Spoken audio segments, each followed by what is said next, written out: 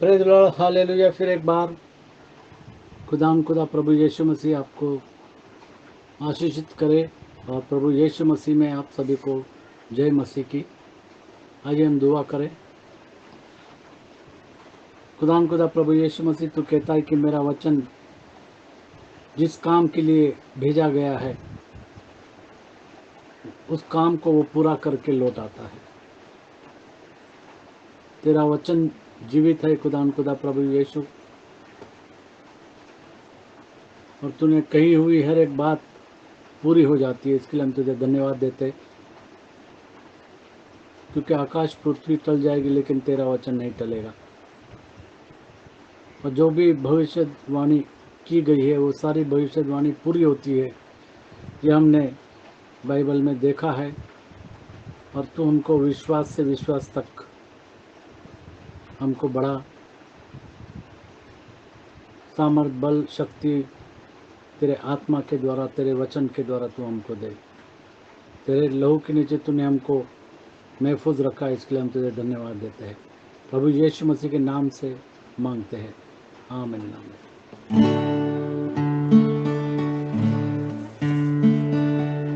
यीशु नाम सारे नामों से ऊंचा, यीशु नाम है कितना महान।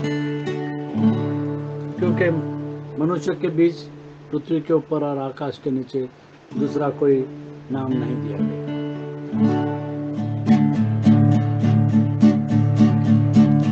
यीशु नाम सारे नामों से ऊंचा, यीशु नाम है कितना महान।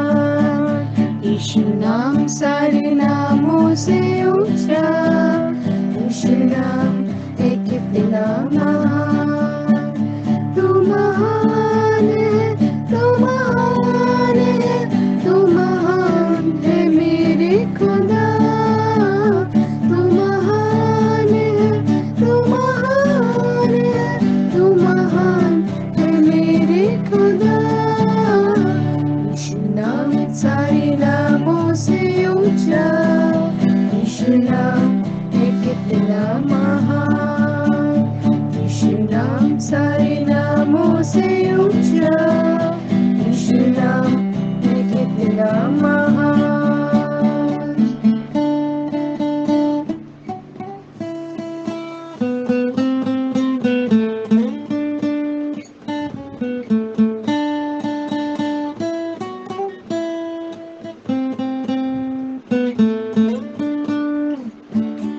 यीशु नाम को जिसने पुकारा, पाया जीवन में उसने छुटकारा। मिली शांति, चंगाई, पापों की क्षमा, उधर मुक्ति तेरे बिना है कहाँ।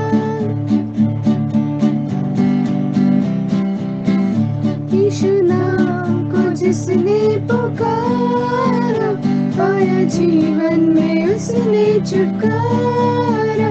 मिली शांति, चंगाई, पापों की क्षमा, उधर मुक्ति तेरे बिना है कहाँ।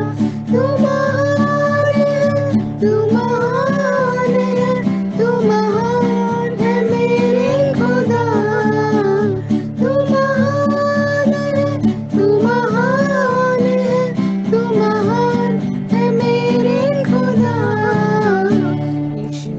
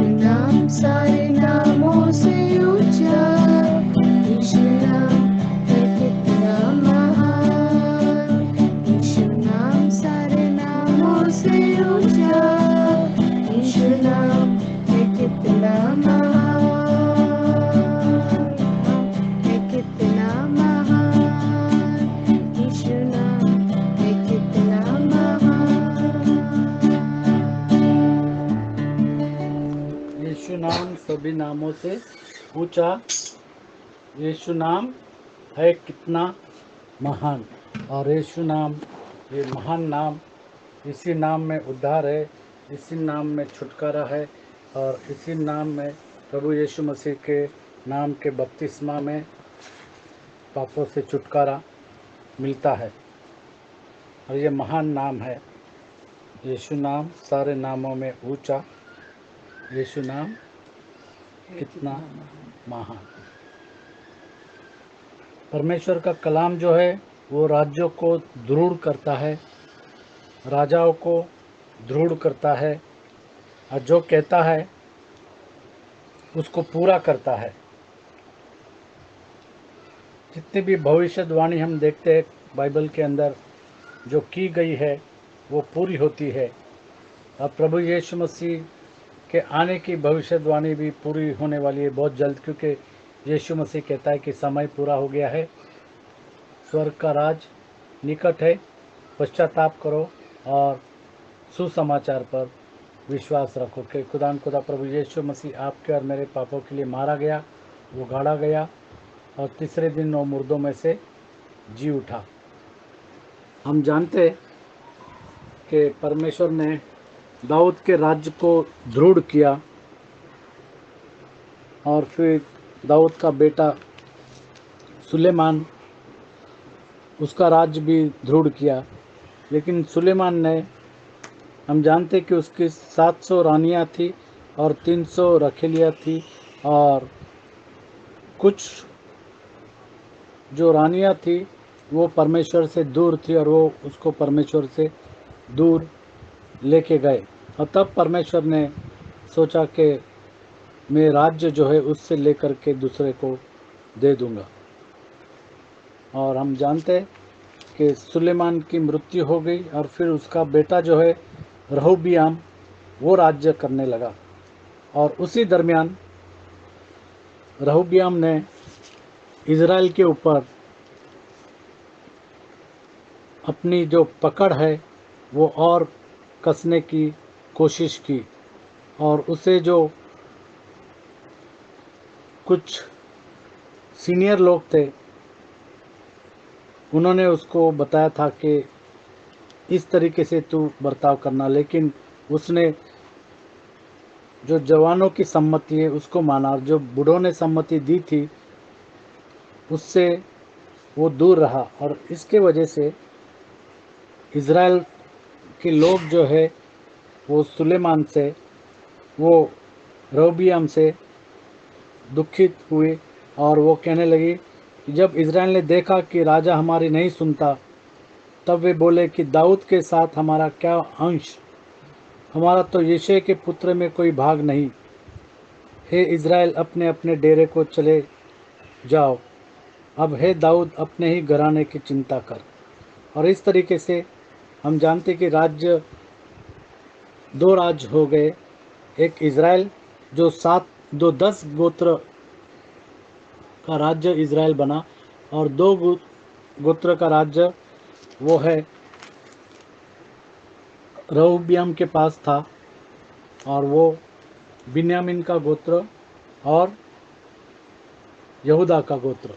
तो यहूदा का और बिन्यामीन का गोत्र रहूबियाम के पास था, और यरोबाम को 10 गोत्र दे करके वो इज़राइल का राजा बन गया। और ये जो है इसकी पुष्टि हम देखते हैं कि पहला राजा 11वां अध्याय और 1 से आगे, और वहाँ पर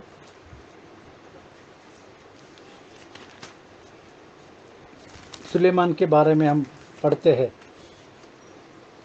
और 11:29 से 40 अहिय्या की प्रोफेसी, अहिय्या की भविष्यवाणी। 29 से 40 हम देखते हैं कि पहला राजा 29 से लेकर 11वां अध्याय और 29 से लेकर के 40 में हम देखते हैं कि अहिय्या ने भविष्यवाणी की और यरोबाम के बारे में कि वो 10 गोत्र का राजा बनेगा।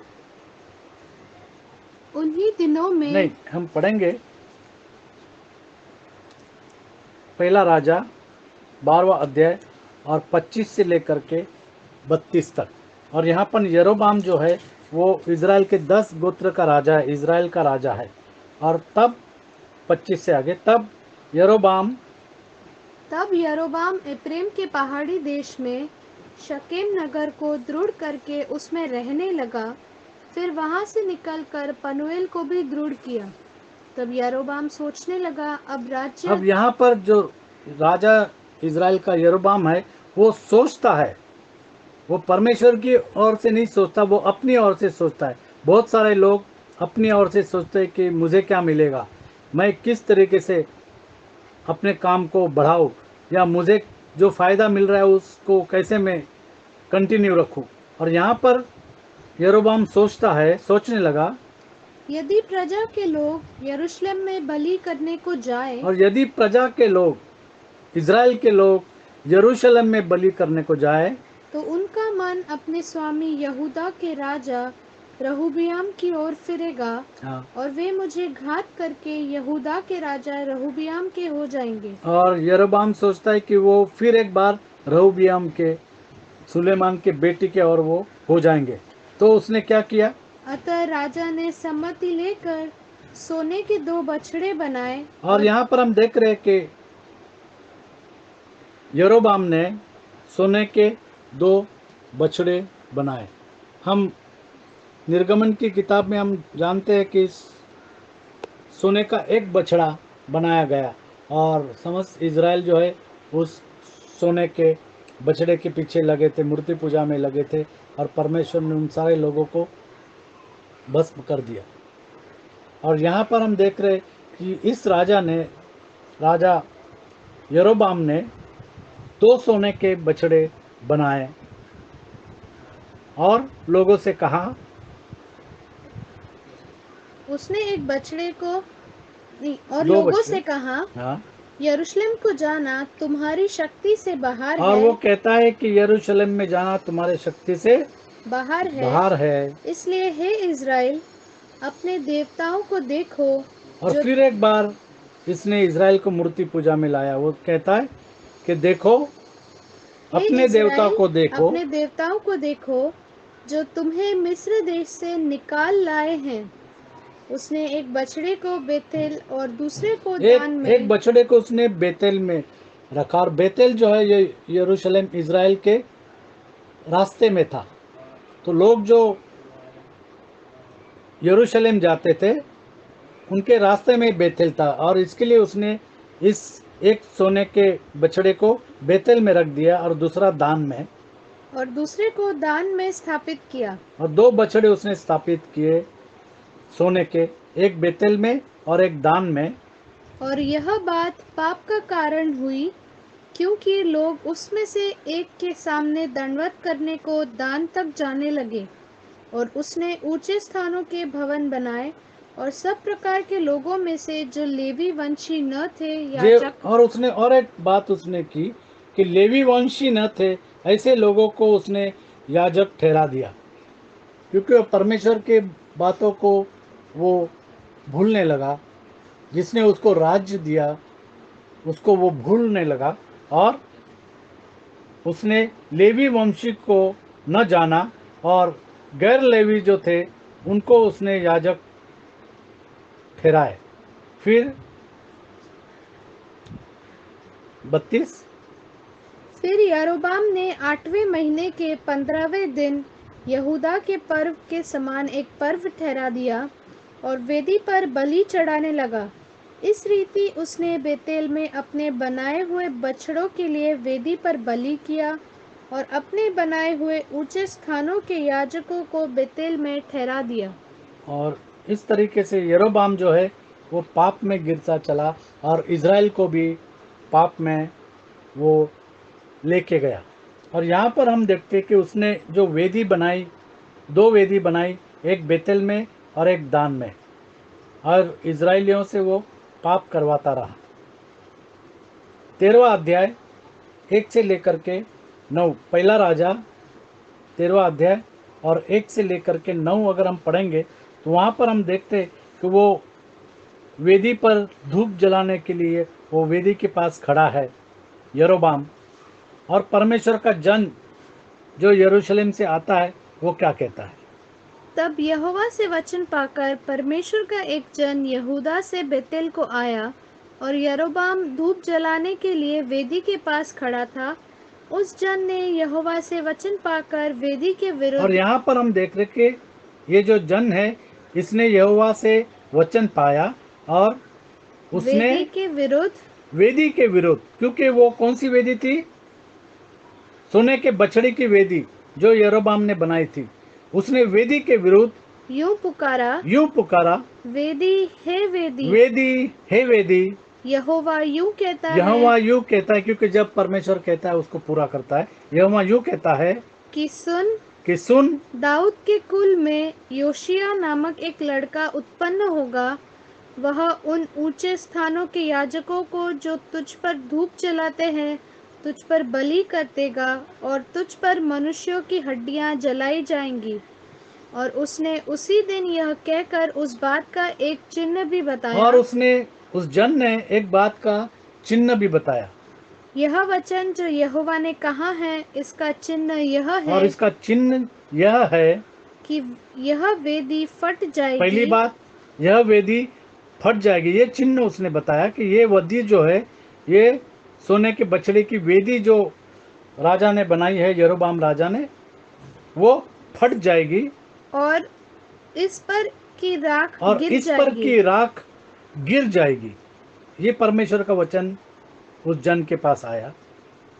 तब ऐसा हुआ कि परमेश्वर के जन का यह वचन सुनकर, जो उसने बेतेल के विरुद्ध पुकार कर कहा, यरोबाम ने वेदी के पास से हाथ बढ़ाकर कहा। और यहाँ पर हम देखते हैं कि यरोबाम जो है वो वेदी के ऊपर धूप जलाने के लिए आया था। और उसने जब ये वेदी के विरुद्ध परमेश्वर का वचन सुना इस जन के द्वारा, तो उसने क्या किया, यरोबाम ने वेदी के पास से हाथ बढ़ाकर कहा उसको पकड़ लो। और वो चाहता था, वो राजा है, वो चाहता था कि इस परमेश्वर के जन को पकड़कर उसको मार डाले, क्योंकि उसने इस वेदी के विरोध में परमेश्वर का वचन जो था उसको कहा। तब उसका हाथ और जब वो उसने हाथ बढ़ाया कि उस जन को वो पकड़े, तब उसका हाथ जो उसकी ओर बढ़ाया गया था सूख गया। और देखिए परमेश्वर का जजमेंट, उसका जो हाथ है राजा का, वहीं के वहीं सूख गया। जो हाथ उसने बढ़ाया था कि वो उसको पकड़े, और वहीं पर उसका हाथ सूख गया, और वह उसे अपनी ओर खींच न सका, और वह वापस उस हाथ को अपनी ओर खींच न सका। आज प्रभु यीशु मसीह अनुग्रह करता है,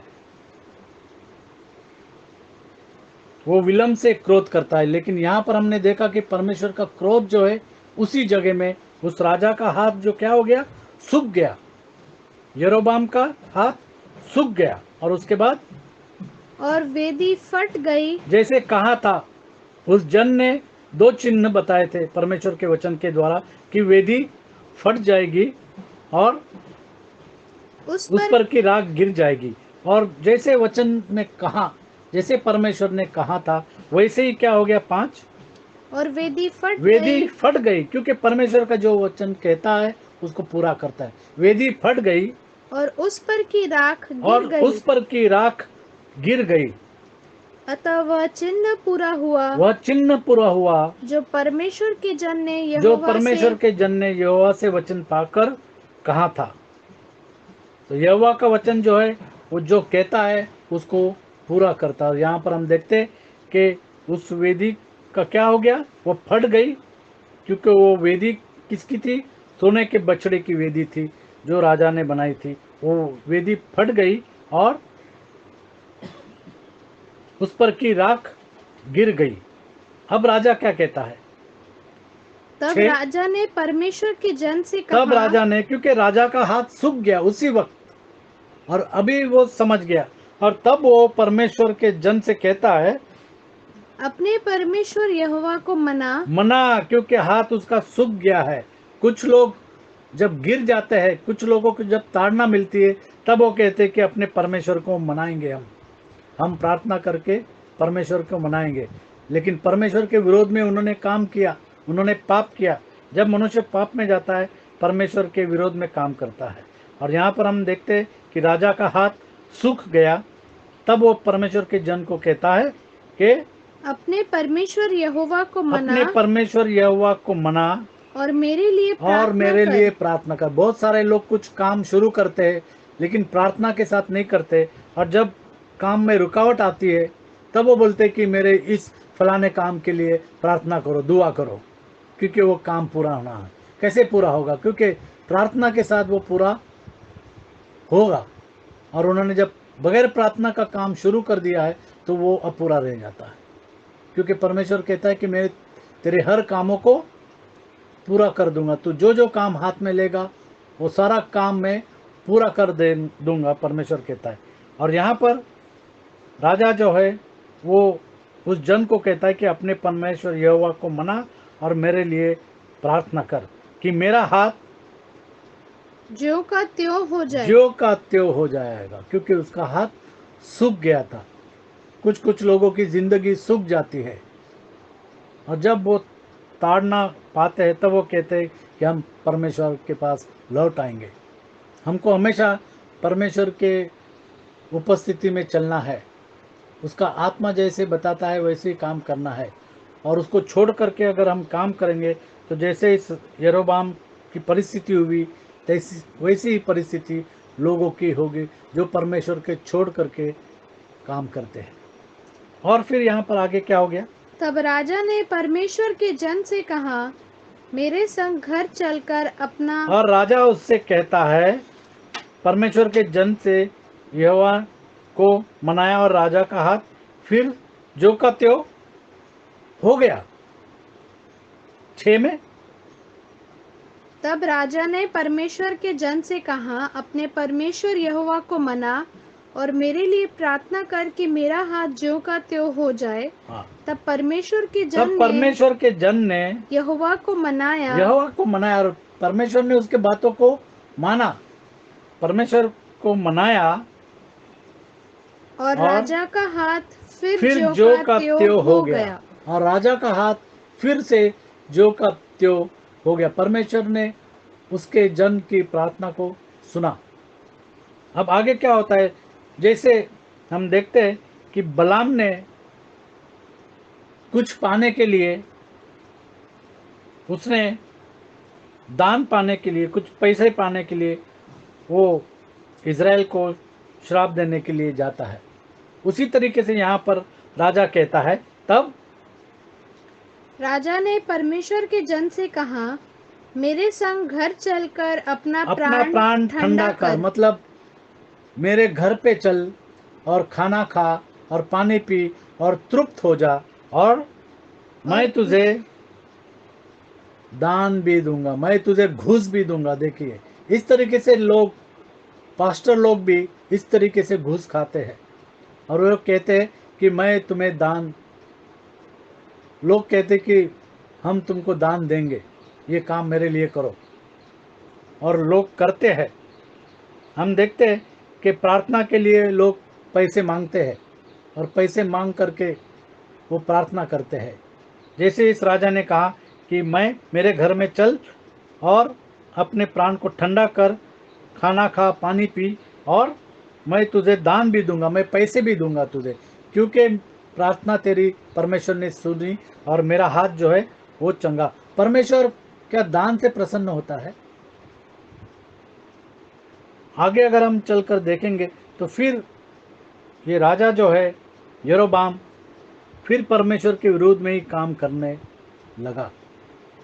अगर वो सब बुरे काम छोड़ करके परमेश्वर के पीछे हो लेता तो ये दान की और कुछ भी जरूरत नहीं थी। और राजा कहता है कि मैं तुझे दान भी दूंगा। 8 परमेश्वर के जन ने राजा से कहा, चाहे तो मुझे अपना आधा घर भी दे तो भी तेरे घर न चलूंगा, और इस स्थान से मैं न तो रोटी खाऊंगा और न पानी पीऊंगा, क्योंकि यहोवा के वचन के द्वारा मुझे यो आज्ञा मिली है कि वहां पर न तो रोटी खाना और न पानी पीना। बेतेल में जाकर के रोटी को भी नहीं खाना और पानी को भी नहीं पीना और कोई दान को भी नहीं लेना। उसने कहा कि तू आधा घर भी तेरा दे तो भी मैं तेरे पास नहीं आऊंगा। आगे, क्योंकि क्योंकि यहोवा के वचन के द्वारा मुझे यूं आज्ञा मिली है कि न तो रोटी खाना और न पानी पीना और न उस मार्ग से लौटना जिसे तू जाएगा। और अगर हम देखते हैं, यहाँ पर हमने देखा कि दूसरा वचन जो है वहाँ पर एक भविष्यवाणी की गई कि योशिय्याह नाम एक लड़का उत्पन्न होगा। वह उन ऊंचे स्थानों के याजकों को जो तुझ पर धूप जलाते हैं और तुझ पर बलि कर देगा और तुझ पर मनुष्य की हड्डियां जलाई जाएगी। और ये वचन पूरा हो गया। हम देखेंगे दूसरा राजा 23वां वचन और 15 और 16। यहाँ पर ये जो भविष्यवाणी है, ये भविष्यवाणी पूरी हो जाती है कि योशिय्याह नाम एक लड़का उत्पन्न होगा। वह उन ऊंचे स्थानों के याजकों को जो तुझ पर धूप जलाते हैं तुझ पर बलि कर देगा और तुझ पर मनुष्य की हड्डियां जलाई जाएगी। दूसरा राजा 23वां अध्याय 15 और 16। फिर बेतेल में जो वेदी थी और जो ऊंचा स्थान नबात के पुत्र यरोबाम ने बनाया था, जिसने इज़राइल से पाप कराया था, उस वेदी और उस ऊंचे स्थान को उसने ढा दिया और ऊंचे स्थान को फूंक कर बुकनी कर दिया और अशेरा को फूंक दिया। फिर एक बार, फिर बेतेल में जो वेदी थी और जो ऊंचा स्थान नबात के पुत्र यरोबाम ने बनाया था, जिसने इज़राइल से पाप कराया था, उस वेदी और उस ऊंचे स्थान को उसने ढा दिया और ऊंचे स्थान को फूंक कर बुकनी कर दिया और अशेरा को फूंक दिया। आगे थोड़ा सा। तब योशिय्याह ने मुड़कर वहां के पहाड़ की कब्रों को देखा और लोगों को भेजकर उन कब्रों से हड्डियां निकलवा दी और वेदी पर जलवाकर उसको अशुद्ध किया। यह यहोवा के उस वचन के अनुसार हुआ जो परमेश्वर के उस भक्त ने पुकार कर कहा था, जिसने इन्हीं बातों की चर्चा की थी। और इस तरीके से परमेश्वर का वचन जो कहा गया था वो पूरा हो गया। और एक भाग हम यहाँ पर देखते हैं कि जो राजा है 14वां अध्याय में, पहला राजा 14 1 से लेकर के आगे 1 से 9, पहला राजा 14वां अध्याय और 1 से 9। अहिया ने जो भविष्यवाणी की थी यरोबाम के बारे में कि तू राजा बनेगा इज़राइल का और 10 गोत्र का तू राजा बनेगा, ये अगर हम 11:29 से 40 तक पढ़ेंगे तो वहाँ पर अहिया की भविष्यवाणी दी। और यहाँ पर हम देखते हैं कि राजा का क्या हो गया, क्योंकि वो बुरा काम करता रहा। उस समय यरोबाम का बेटा अबिया रोगी हुआ। तब यरोबाम ने अपनी स्त्री से कहा, ऐसा भेष बना कि कोई और उसने अपनी स्त्री से कहा, रानी से कहा कि ऐसा भेष बना कि कोई तुझे पहचान न सके। और यरोबाम की स्त्री ने कि यह यरोबाम की स्त्री है और शिलो को चली जा। वहाँ अय्या नबी रहता है, जिसने मुझसे कहा था तू इस प्रजा का राजा हो जाएगा। उसके पास तू 10 रोटी और टिकिया और एक कुप्पी मधु लिए हुए जा और वह तुझे बताएगा कि लड़के का क्या होगा। और वो कहता है कि बेश बदल के जाना। वो अय्या जो है परमेश्वर का प्रोफेट, वो जानने न पाए कि तू रानी है और तू मेरी पत्नी है। और आगे क्या हो गया? 4। यरोबाम की स्त्री ने वैसा ही किया और चलकर शिलो को पहुंची और अहिया के घर पर आई। अहिया को तो कुछ सूझ न पड़ता था क्योंकि बुढ़ापे के कारण उसकी आंखें धुंधली पड़ गई थी। और यहोवा ने अहिय्याह से कहा, सुन और यहाँ यरोबाम, पर परमेश्वर ने अहिय्याह से कहा, सुन, यरोबाम की स्त्री तुझसे अपने बेटे के विषय में जो रोगी है कुछ पूछने को आती है। जो तू उससे ये बातें कहना, वह तो आकर अपने को दूसरी औरत बनाएगी। जब अहिय्याह और परमेश्वर ने बताया कि तेरे पास वो आएगी भेष बदल करके। आगे, जब अहिय्याह ने द्वार में आते हुए उसके पाँव की आहट सुनी, तब कहा, हे यरोबाम की स्त्री, भीतर आ। और अहिय्याह ने कहा, हे यरोबाम की स्त्री, तू भीतर आ। तू अपने को क्यों दूसरी स्त्री बनाती है? मुझे तेरे लिए भारी संदेशा मिला है।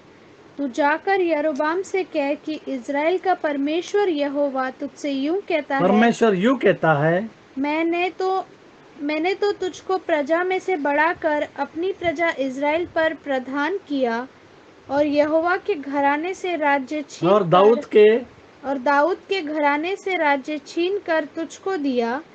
परंतु तू मेरे दास दाऊद के समान न हुआ, जो मेरी आज्ञाओं को मानता। और परमेश्वर का जन जो दाऊद है, वो परमेश्वर की आज्ञाओं को मानता था और अपने पूर्ण मन से मेरे पीछे पीछे चलता था। हम जानते हैं दाऊद जो है परमेश्वर के पीछे पीछे चलता था और केवल वही करता जो मेरी दृष्टि में ठीक है, क्योंकि दाऊद हमेशा पूछता था कि मैं क्या करूं और परमेश्वर उसको बताता था कि क्या करना है।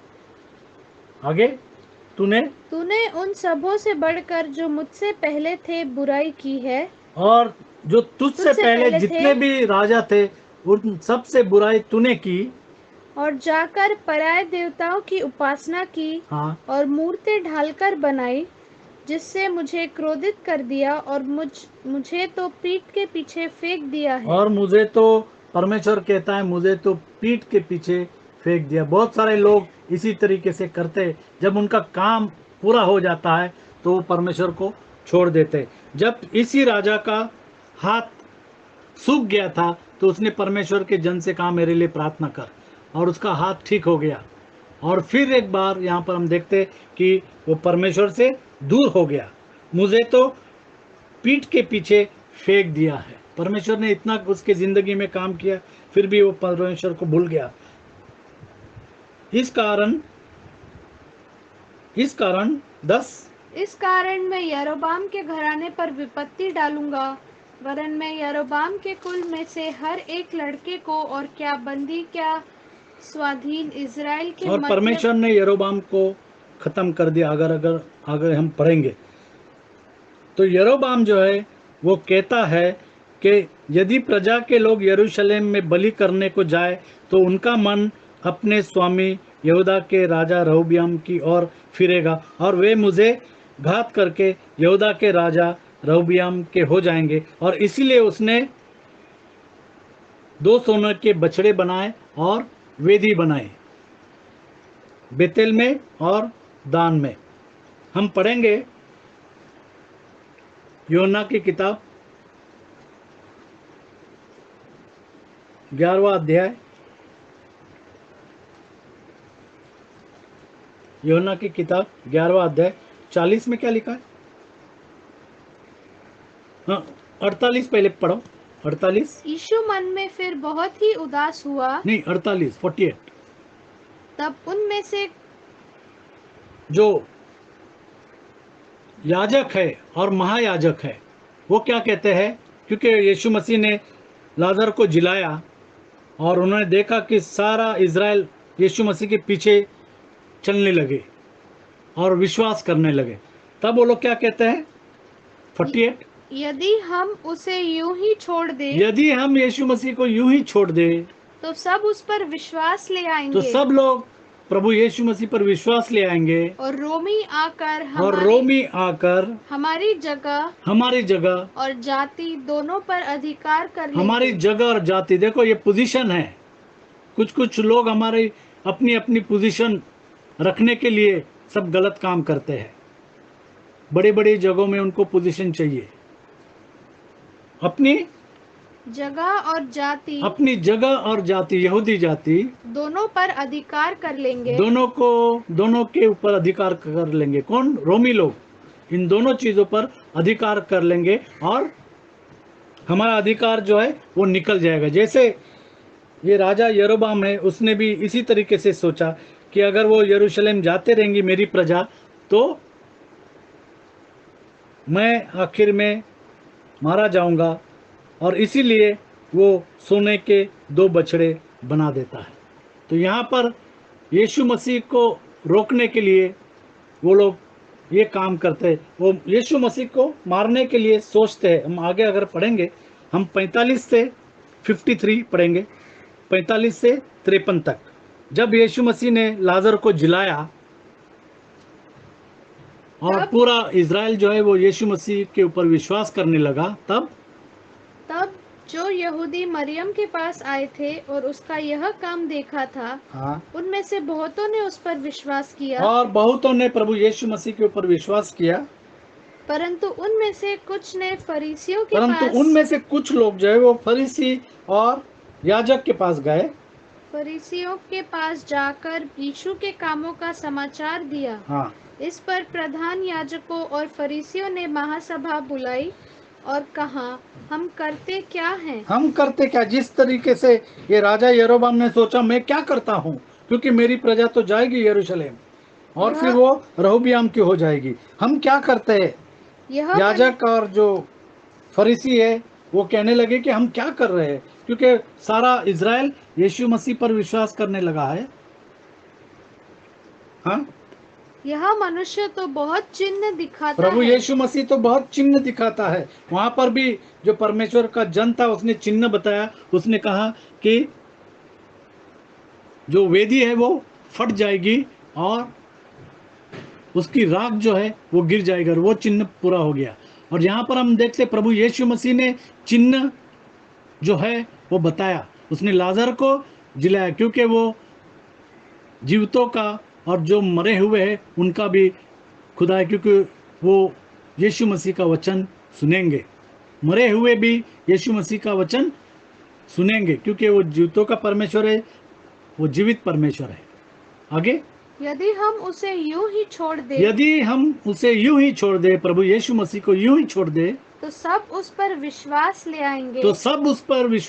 आएंगे। आज जरूरत है कि सब लोग प्रभु यीशु मसीह पर विश्वास रखें, क्योंकि मनुष्य के बीच, पृथ्वी के ऊपर, आकाश के नीचे और कोई दूसरा नाम नहीं दिया गया जिस नाम में उद्धार है। केवल खुदा प्रभु यीशु मसीह, इस नाम में उद्धार है। आगे, और रोमी आकर हमारी जगह और जाति दोनों पर अधिकार कर लेंगे। हाँ, तब उनमें से कैफा नामक एक व्यक्ति ने, जो उस वर्ष का महायाजक था, उनसे कहा, तुम कुछ भी नहीं जानते और न यह समझते हो कि तुम्हारे लिए यह भला है कि हमारे लोगों के लिए एक मनुष्य मरे और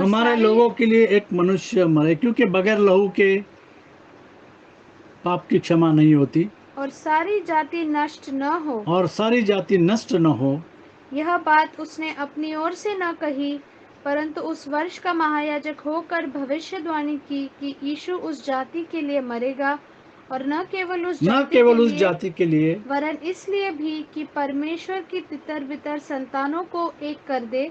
अतः उसी दिन से वे उसे मार डालने का षड्यंत्र रचने लगे। उसी दिन से वो प्रभु यीशु मसीह को मार डालने का षड्यंत्र रचने लगे।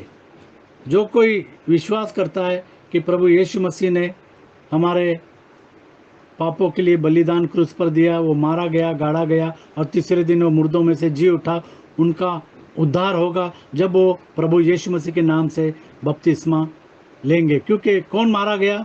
प्रभु यीशु मसीह। कौन गाड़ा गया? प्रभु यीशु मसीह। कौन मुर्दों में से जी उठा? प्रभु यीशु मसीह। इसके लिए आज ज़रूरत है कि जिन्होंने प्रभु यीशु मसीह के नाम से बपतिस्मा नहीं लिया, वो आज प्रभु यीशु मसीह का नाम का बपतिस्मा ले करके अपने उद्धार को ग्रहण करें। आज ज़रूरत है कि हर एक घुटना उसके सामने झुके और हर एक जुबान कहे कि वो प्रभुओं का प्रभु और वो राजाओं का राजा है। जिन्होंने प्रभु यीशु मसीह के नाम से बपतिस्मा नहीं लिया, वो आज प्रभु यीशु मसीह के नाम से बपतिस्मा ले। रीना से कहूँगा कि दुआ। हालेलुया। प्यारे प्रभु जी, फिर से तेरे सन्मुख आते धन्यवाद देते कि तू हमारा जिंदा परमेश्वर है। प्यारे प्रभु जी, तू कल आज और युगानुयुग एक सा है। हाँ प्यारे प्रभु जी, और जो लोग तेरी बात नहीं मानते, तेरे वचनों के अनुसार नहीं चलते, उन पर तू अपनी दंड की आज्ञा करता है प्यारे प्रभु जी, सचमुच में। और जो तुझसे प्रेम करते, तू उनके साथ वंशों तक अपनी प्रेम और अपना वाचा पूरी करता है प्यारे प्रभु जी। हाँ प्यारे प्रभु जी, जब उस राजा ने आज्ञा के विरुद्ध परमेश्वर के समीप गया तो उसका हाथ सूख गया। हाँ प्यारे प्रभु जी, और तुरंत दंड की आज्ञा हो गई। लेकिन आज तू हमसे प्यार करता है प्यारे प्रभु जी। जब हम तेरे वचनों को नहीं मानते, तू हम पर दया करता है और बार बार हम पर तू अनुग्रह करता है और मौका देता है कि हम तेरे वचन को मानने, तेरे वचन के अनुसार यीशु मसीह के नाम से बपतिस्मा ले। हाँ प्यारे प्रभु जी, तू अनुग्रहकारी, दयालु और कृपालु परमेश्वर है प्यारे प्रभु जी। तू नहीं चाहता हम में से कोई भी नाश हो जाए। हाँ प्यारे प्रभु जी, आज हर एक सुनने वाले पर अपना अनुग्रह कर, जिन्होंने तेरा वचन सुना है और जो तेरे वचन के अनुसार नहीं चलते, उन पर तू अपना अनुग्रह कर। उनको तू फिर से एक मन फिराव का अवसर दे रहा है। फिर से तू बार बार लोगों को अवसर दे रहा है कि हम अपने पापों की क्षमा के लिए प्रभु यीशु मसीह के नाम से बपतिस्मा लें और तेरे राज्य में प्रवेश करें। हाँ प्यारे प्रभु जी, तू हर एक सुनने वाले को अपने वचन से छू और अपनी आत्मा से छू और होने दे कि हर एक का दिल कायल हो और वे तेरे वचन के अनुसार चलने वाले बने।